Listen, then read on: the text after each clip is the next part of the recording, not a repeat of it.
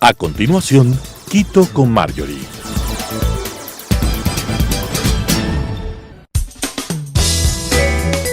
Clasificación A. Apto para todo público.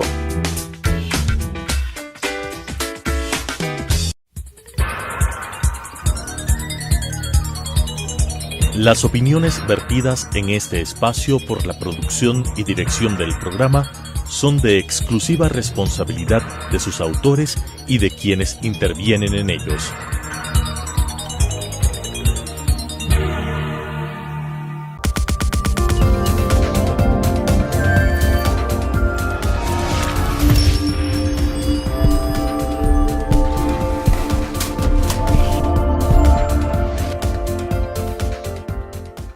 Amigas y amigos, bienvenidos a este espacio. Yo soy Marjorie Chávez.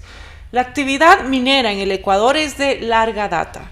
Desde épocas coloniales se ha realizado la producción de oro a pequeña escala y actualmente representa el 4% del Producto Interno Bruto de Ecuador, representando la actividad económica de aproximadamente 32.000 familias. La contribución de la minería al desarrollo se ha concentrado en lo local, principalmente en los sectores cercanos a la producción artesanal. El potencial minero del Ecuador ha despertado el interés de empresas canadienses, chilenas, chinas también, para realizar explotación de oro y cobre a gran escala, utilizando tecnología que permite una producción tecnificada. Según algunos estudios internacionales, las reservas de oro ascienden a 23.8 millones de onzas de oro, 168.3 millones de onzas de plata y 47 millones de libras de cobre como recurso reservas. Esto representaría una inversión de 11.410 millones de dólares solo en 4 proyectos mineros, por un lapso de 17 años.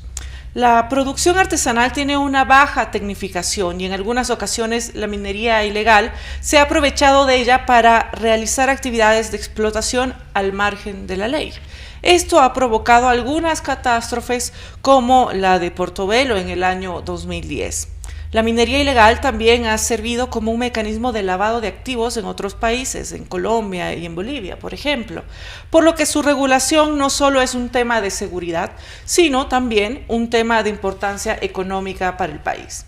La minería también ha generado un amplio debate respecto sobre la afectación ambiental, principalmente de las fuentes de agua. Muchos activistas ambientales y políticos se han manifestado en contra de cualquier tipo de explotación, a pesar de la necesidad que tiene el país de recursos frescos para la reactivación económica. Para hablar sobre el potencial minero del país, he invitado a la doctora Elisa Morán, que es experta en temas mineros. Muchas gracias, Elisa, por acompañarme. Muchas gracias, Marjorie, por esta invitación y bueno, encantada de poder conversar sobre este gran potencial geológico que tiene el Ecuador. La doctora Elisa Morán es doctora en jurisprudencia por la Universidad Católica del Ecuador, es especialista superior en Derecho Procesal de la Universidad Andina Simón Bolívar y cuenta con 2 diplomados de alta especialización, uno en Derechos de Pueblos Indígenas y Gerencia de Relaciones Comunitarias y Sostenibilidad. Por su experiencia laboral dispone de un bagaje de conocimientos importantísimo en el derecho minero, ambiental, derecho del agua, negociación de contratos en sectores estratégicos, derecho seccional autónomo y responsabilidad social corporativa. Con amplia experiencia en la asesoría a grandes empresas nacionales y extranjeras relacionadas con los sectores extractivos de la minería metálica, no metálica a gran escala, materiales de construcción y procesos industriales mineros, distribución y comercialización, importación, exportación y eficiencia energética. Fue vicepresidenta de la Cámara de Minería entre el año 2003 al año 2005, miembro de la Comisión Jurídica del Directorio de la Cámara de Minería por varios periodos y ponente en varios congresos sobre minería. Ha sido también asesora del Gobierno del Ecuador y Empresa Estatal Minera de Ecuador en temas mineros durante los periodos 2009, 2012, 2019 y 2020. Actualmente es CEO fundadora del LITS Ecuador, un laboratorio de pensamiento para la innovación y el desarrollo sostenible de la minería, que tiene por objetivo la incubación de información y análisis de los impactos de la minería en la economía del Ecuador, con énfasis en la cadena de valor y beneficio en el desarrollo de comunidades en el área de influencia de proyectos mineros y del país anfitrión. ¡Qué bonito proyecto! Muchísimas gracias por acompañarme, Elisa. No, muchas gracias, Marjorie, así que encantada de poder absolver bueno, todas las preguntas. Si seguíamos hablando de tu currículum, pues se nos acababa el tiempo, pero ya habrá otra oportunidad. Siempre es importante y es un tema que pues es tan grande que sin duda pues necesitaremos algún otro espacio para continuar el diálogo. Según la empresa nacional minera, el Ecuador tiene reservas minerales distribuidas en las provincias de Pichincha, Bolívar, Esmeraldas, Imbabura, Zamora, Chinchipe, Napo y Sucumbíos. Además, se considera que el país ha explotado apenas el 10% del total de los recursos minerales. ¿Cuál ha sido, Elisa, la razón principal para que no se haya aprovechado todo el potencial minero por todo este tiempo? Bueno, efectivamente el Ecuador tiene un gran potencial geológico, ¿no?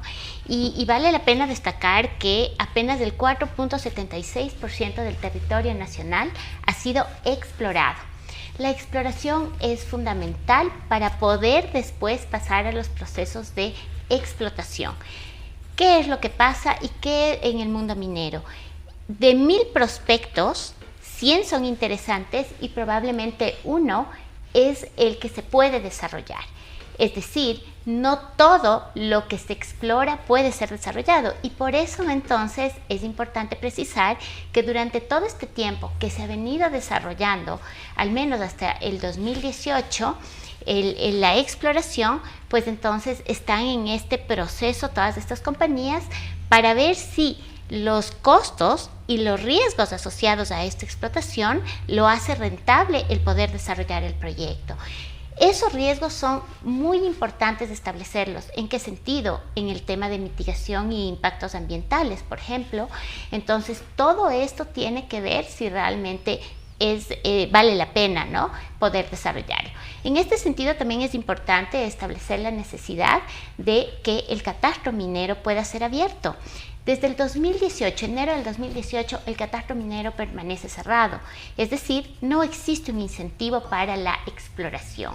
Y en este sentido, esperemos que en los próximos meses y de acuerdo al plan de acción que ya emitió el señor presidente de la República en su decreto 151, pues entonces podamos tener ya un catastro donde podamos seguir explorando. Ojo, esto no significa ningún impacto, Marjorie, que muchas veces los antimineros o los opositores de la minería pretenden confundir e inducir a error a la opinión pública. No, la exploración no genera impacto, un menor impacto que está debidamente regulado por la legislación ambiental y, como les decía anteriormente, es necesario para poder establecer de unos cientos de prospectos cuál es el proyecto realmente rentable. Y existen tantos proyectos, es decir, si de cada 1000 quedan 100 y de estos 100 queda uno, ¿cuántos miles deberían haber para pues tener el número de proyectos necesarios? Bueno, en este sentido, es una pregunta que no se puede contestar. ¿Por qué? Porque todo depende del potencial geológico y de cada proyecto y de cada sector, ¿no? Justamente la exploración es la que tiene que determinar si la alta ley, es decir, el nivel de concentración de ese mineral realmente también lo hace rentable. También los precios de estos commodities como el oro, el cobre, la plata, también son los adecuados que justifiquen los costos de explotación. Entonces hay una serie de circunstancias que tienen que valorarse. Sin embargo, como hemos dicho, Ecuador tiene un gran potencial geológico y es lo importante para desarrollarlo. Las mayores reservas del Ecuador son, como lo ha comentado, en oro, plata y cobre. También se han encontrado reservas de molibdeno y titanio. La extracción de estos minerales puede significar al Ecuador un ingreso importante de recursos para la economía. Sin embargo, pues, como lo hemos comentado, quedan muchas dudas sobre los procesos de extracción. ¿Existen diferencias, doctora, en los procesos extractivos de cada uno de estos minerales? A ver, primero es importante señalar que en el Ecuador los minerales principales que existen, que se han determinado por su alta ley, por sus niveles de concentración, sus altos niveles de concentración, es el cobre, el oro, la plata. El molibdeno, el titanio, efectivamente son minerales que en el Ecuador no son de alta ley, es decir, su nivel de concentración es más bajo y están directamente asociados, en el caso del molibdeno, con el cobre. De manera que sí se lo extrae, pero su tratamiento es como un mineral secundario, ¿no? Entonces va dentro de los procesos de concentrados. Y también el titanio, por ejemplo, este es un mineral que está asociado con las arenas negras o arenas de alto contenido de hierro, que en este caso, para poder extraerlo, los costos son demasiado altos, por lo tanto se torna inviable poder extraerlo. Entonces, de esta manera se va generando cuáles son aquellos minerales que en el Ecuador, en este caso que yo puedo decir, entonces son los principales y son los que justamente hoy por hoy se está extrayendo con estos otros minerales asociados como secundarios. En los otros países, como le decía, el potencial geológico y los tipos de yacimiento pueden ser diferentes. Todavía falta mucho por explorar aquí en Ecuador. Por ejemplo, toda la cordillera real, la cordillera occidental ha sido la mayor explorada en años pasados con misiones extranjeras, alemanas, británicas, japonesas. Pero la cordillera real es la que necesitamos ahora que sea explorada. Probablemente ahí podamos encontrar este tipo de minerales en alta concentración. Para países como Chile, Bolivia y Perú, la extracción de estos recursos constituye una de las principales fuentes de ingresos. Sin embargo, los niveles de desarrollo económico entre estos países son diferentes. En el caso boliviano existió una nacionalización de los recursos naturales desde el año 2006, lo que provocó una mayor intervención del Estado. En el caso chileno y peruano tenemos una mayor participación del sector privado en las actividades de extracción de minerales. ¿Crees que influye en algo la participación del sector privado o público en el aprovechamiento de los recursos minerales? Por supuesto, es un componente diferenciador fundamental. ¿Por qué? Porque como ya lo había mencionado, la explotación, la exploración sobre todo, es de alto riesgo, necesita una inversión de alto riesgo. Por lo tanto, quien tiene esa inversión de alto riesgo es la iniciativa privada. Creo que es lo que pasa en el Ecuador. Todos conocemos que la minería es parte de los sectores estratégicos que están regulados por la Constitución, que señala que los sectores estratégicos son gestionados y administrados por el Estado ecuatoriano a través de sus empresas públicas. Ante esto, entonces, son las empresas públicas con el dinero del Estado ecuatoriano que tiene que desarrollar estos proyectos, digamos, con una inversión de alto riesgo. Y en este sentido no tenemos ese dinero. Por eso entonces ahora también con el Plan de Acción se establece una directriz a la empresa nacional minera para que pueda generar procesos asociativos con la iniciativa privada. Y por otro lado, la posibilidad de que otorga la Constitución, y como así se ha seguido otorgando, la delegación a la iniciativa privada. Esta es la que realmente puede hacer estas inversiones de alto riesgo en la minería. Así que tenemos nosotros que fomentar este tipo de inversión. Hay otro tema que es un poco polémico, que es el relacionado con la consulta previa de las comunidades indígenas que habitan en lugares donde se desarrollan los proyectos mineros. En algunos países, como el caso de Perú, la consulta previa ha sido determinante para el inicio de la explotación minera. Y bueno, en otros países hay diferentes realidades. Pero ¿cómo lograr que la consulta previa se convierta efectivamente en un mecanismo que sea capaz de generar beneficios para pues, las dos partes, ¿no? Las empresas privadas y al mismo tiempo para las comunidades?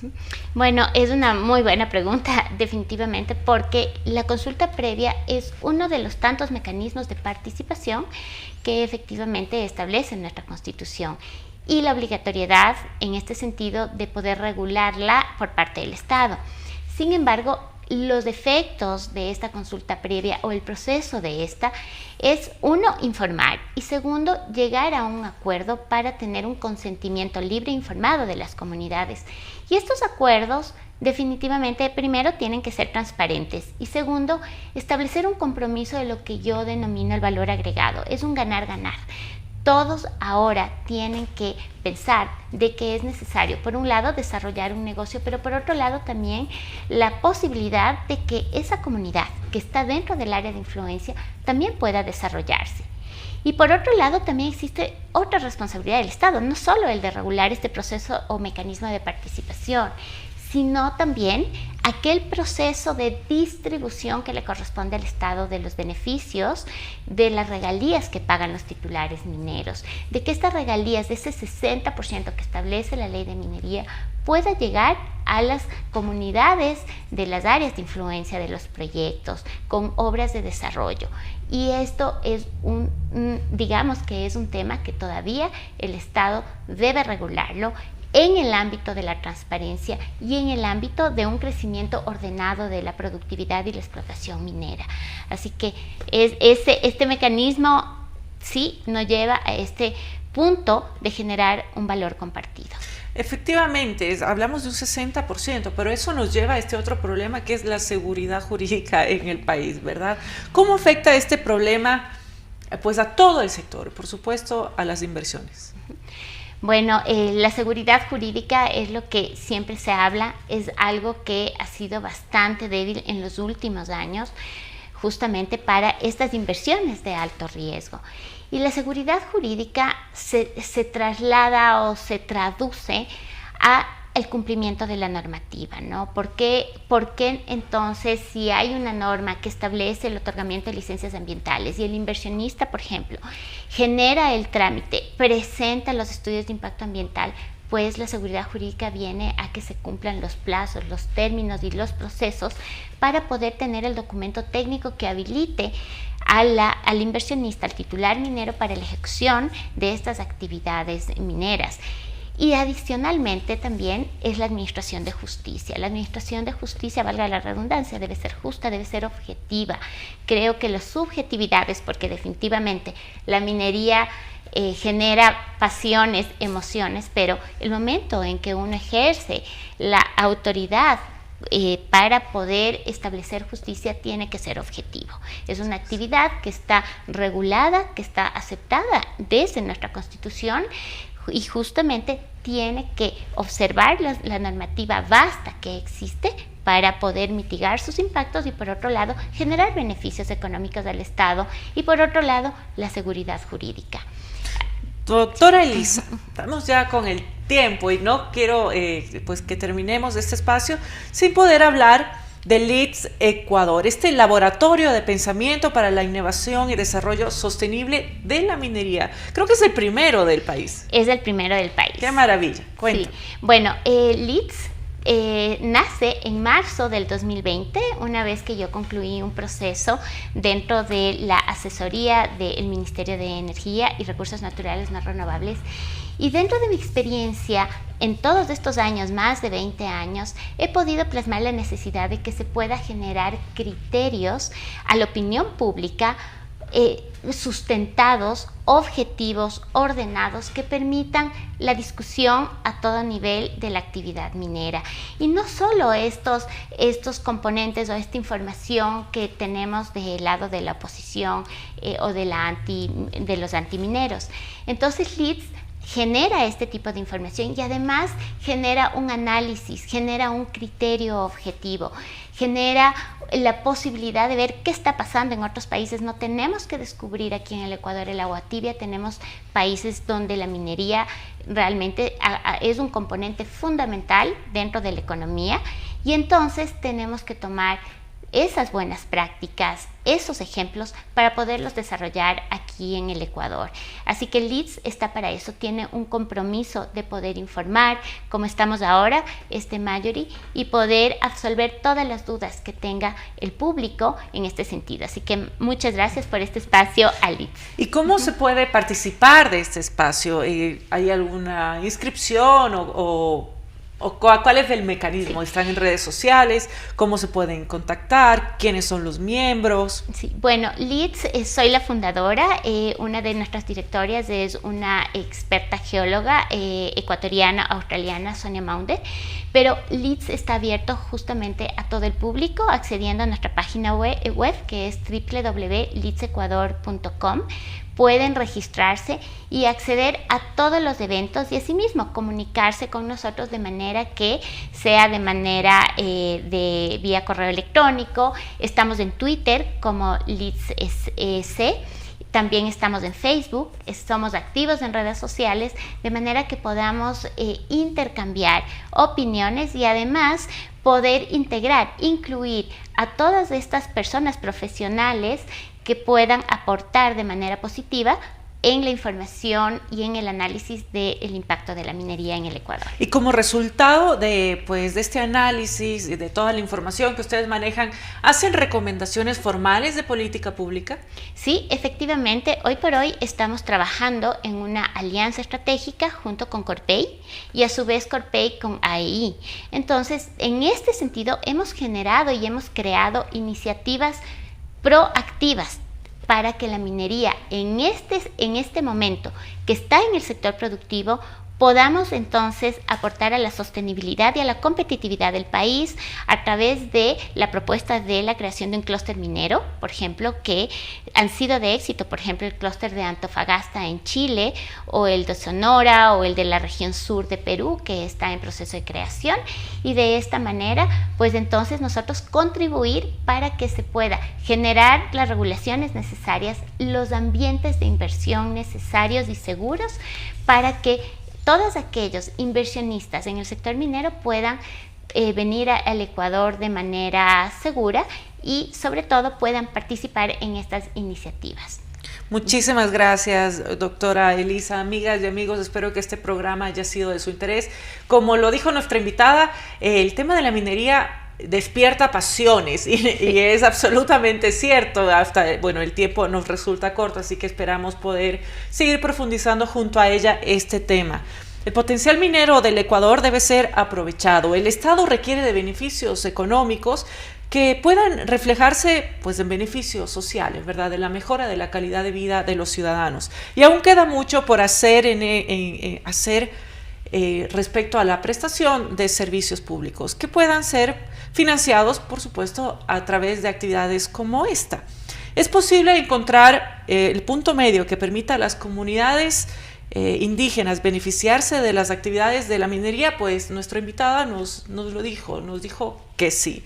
Y la responsabilidad social corporativa de las empresas puede ayudar a encontrar beneficios, pero las empresas mineras pueden ayudar a desarrollar también las comunidades a través de diferentes proyectos y programas de desarrollo local. La minería debe ser un puntal para el desarrollo de nuestro país y para eso se debe evitar caer en los mismos errores que ha tenido otras actividades, como por ejemplo la producción petrolera. Es responsabilidad de los actores políticos definir las políticas públicas que permitan aprovechar la producción minera, y también es responsabilidad de la sociedad civil participar en esta influencia en la toma de decisiones políticas, como muy bien lo hace la doctora Elisa Morán. Muchas gracias por acompañarme, nos vemos la próxima semana. Doctora Morán, muchísimas gracias nuevamente. Muchísimas gracias, Marjorie, y al público por escuchar esta entrevista. Espero verle pronto. Muchas gracias. Hasta pronto, gracias. Hasta pronto.